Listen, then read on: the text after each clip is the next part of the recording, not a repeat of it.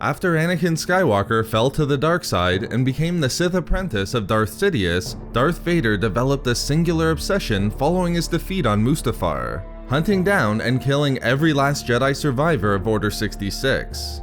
Whether it be the planet of Mercana, Kessel, Kashyyyk, or Bandamir, Vader would chase these Jedi across the galaxy, seeking revenge against the Order. Although Vader would try to keep his true intentions behind these missions a secret from his master, Sidious felt the rage within his apprentice, many times imploring Vader to stop focusing upon the defeated Jedi, and more upon the Sith domination of the galaxy.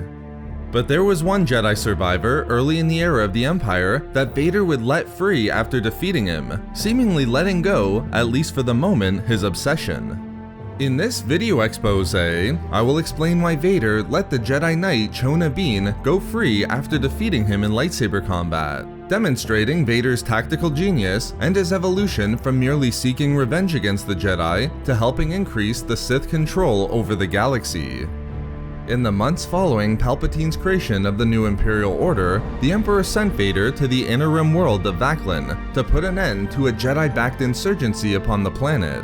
While the Imperial forces successfully neutralized 2 Jedi on the planet, taking 1 prisoner, a final Jedi remained, a knight named Cho'na Bene. As Vader and 2 Imperial Enforcer squads proceeded from their central command center to an area of ruins, their objective was simple: arrest or execute the final Jedi. However, Vader and the stormtroopers were quickly ambushed within the ruins. As Vader was pinned down by the insurgents, Cho'na unleashed his assault, decimating the Imperial stormtroopers and tanks. As the insurgents began to pull back, satisfied with their hit-and-run attack, Vader refused to pursue them, recognizing they wanted to lure the Imperials deeper within the ruins.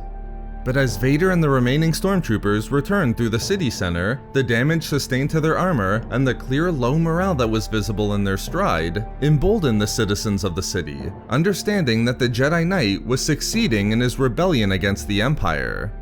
This fact created a troubling situation as recognized by Anyei Namada, an Imperial Security Bureau agent present upon Vaklan. First, Cho'na Bene's insurgency was receiving public support. And second, even if the Jedi were to die on Vaklan, the population was so emboldened that the rebellion wouldn't die with him. The dire situation infuriated Vader, who went directly to one of the imprisoned Jedi captured over the previous 2 weeks of fighting. After the Jedi refused to give up the position of Cho'na, Vader began torturing the Jedi for information, reaching out with the Force not for the Jedi's throat, but for his heart. As Vader was slowly gaining the information he needed, he was unprepared for an attack perpetrated by the Planetary Rebellion to free the captured Jedi. The attack allowed the Jedi to free himself, and not letting the opportunity go to waste, attempted to take Vader out himself before the Sith Lord could reach Cho'na Bene. However, Vader made quick work of the Jedi, immediately cutting him down with his lightsaber. But again, the strike only further emboldened the citizens, with another Jedi viewed as a martyred hero. As the Imperials were forced to withdraw to their orbital capital ships, Vader informed his master of the situation. Demonstrating his rage, Vader promised that like the other 2 Jedi, the third would soon be dead, and if that didn't quell the insurgency, the total bombardment of the planet's population center would. This only infuriated Sidious more, as he told Vader that destroying the entire population meant the Empire would lose Vaklan and its resources, when the Empire hadn't yet consolidated its power. Telling his apprentice he wasn't sent there to lose Imperial resources, he made it clear that they simply couldn't rule through fear alone. In this way, Sidious needed Vader to respond as a ruler would, not as a soldier. And with that, Sidious dismissed Vader from his sight. Following this meeting between the Sith Lords, Vader met with ISB agent Namada, looking to understand why the people of Vaklan remained so loyal to the Jedi. With this new knowledge, Vader, taking Sidious's words seriously, sought not merely to decimate the planet, but to remove the heart of the rebellion, creating loyal subjects of the Empire. As part of Vader's new plan, like the Jedi had before them, the Empire would provide new opportunities for the children of the planet Offworld, granting them a chance at a better life. In combination with this project, Vader also sought to remove all indications of the existence of the Jedi from Backlund, destroying statues and temples that honored them. But the most important part of the plan would come next, that which would see the Sith Lord annihilate both the Jedi Knight Cho'na Bene and the insurgency in one step, while turning Backlund into a loyal Imperial world. While it was announced that Vader had departed Backlund, in reality he waited for Cho'na at the temple he destroyed. As expected from the information gained previously from the imprisoned Jedi, the night soon arrived, where Vader engaged Cho'na in a lightsaber duel. Vader pursued the Jedi through the caverns beneath the temple, eventually gaining the upper hand against Cho'na, placing his lightsaber against the face of the Jedi. All that remained was the simple task of igniting it, thereby removing the final Jedi standing in the way of the Imperial machinations for the planet.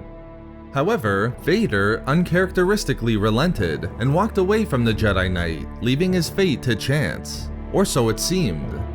Eventually, Cho'na also emerged from the caverns, desperate for safety and looking as defeated as Vader and the stormtroopers had when they returned to the city previously. When the Jedi Knight turned to one of the citizens in the city for assistance, everyone couldn't help but notice the disorder surrounding him. And then, as part of Vader's master plan, an Imperial agent shot and killed Cho'na Bene publicly in front of everyone within the city. As the Imperial agent, who was revealed to be Namada herself, reported back to Imperial Command, it was clear that the plan worked perfectly. Cho'na was dead, but more importantly, dozens of witnesses saw their Jedi hero utterly humiliated, not by a powerful warrior like Vader, but what appeared to be a typical Imperial stormtrooper. As noted by Namada, the population of Backlund would look back on their support for the Jedi insurgency with embarrassment, with stories of the Jedi actions there becoming legends. And that is exactly what happened. Within weeks, the insurgency upon Backlund was only 7% of what it had been when Vader first arrived. Vader's plan for Cho'na, coupled with the new Imperial-led public works programs, caused the population to lose faith in the Jedi and the idea of rebellion, making them loyal to the Empire. Sidious couldn't be happier. The Dark Lord recognized that Vader was learning. By allowing the defeated Jedi Knight to go free, instead of giving in to his blind obsession to kill every last one of them personally, Vader was thinking more as a ruler, allowing them to focus on a greater purpose: the continued domination of the entire galaxy by the Sith. So there we have it, why Vader let a defeated Order 66 survivor go free. We love making these videos, so why not subscribe for more fun Star Wars theories and discussions. Also, if you enjoyed the video, think about giving a like or leaving a comment. Or perhaps follow us on Twitter at SW Reading Club for updates regarding the channel. Or support the channel through Patreon for access to exclusive rewards and discussions. If not for me... for not being a fool.